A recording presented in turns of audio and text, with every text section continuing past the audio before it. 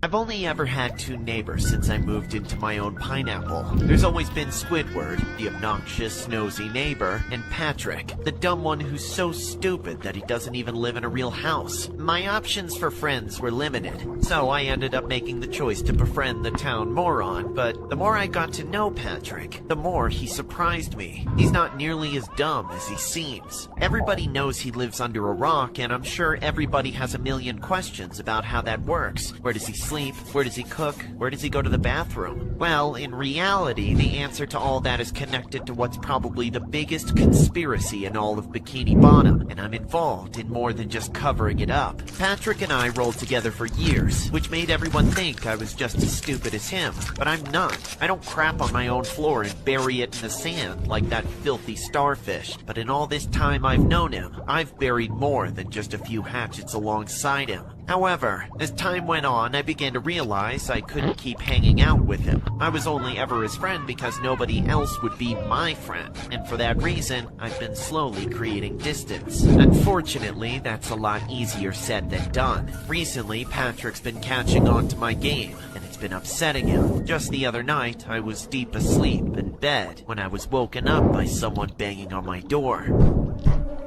It was Patrick, of course, and he was willing to wake up all of Bikini Bottom just to get to me. SpongeBob, buddy! Come on! Wake up! Let's do this! I tried to wait a few minutes to see if he would give up and go away, but that only worked the first few times, not this time. I know you're awake, SpongeBob! Don't leave me hanging! I know you can hear me! I'm not leaving without you! I knew at that point that he would never leave unless I went down there to talk to him, so I dragged myself out of bed and shuffled downstairs to the front door.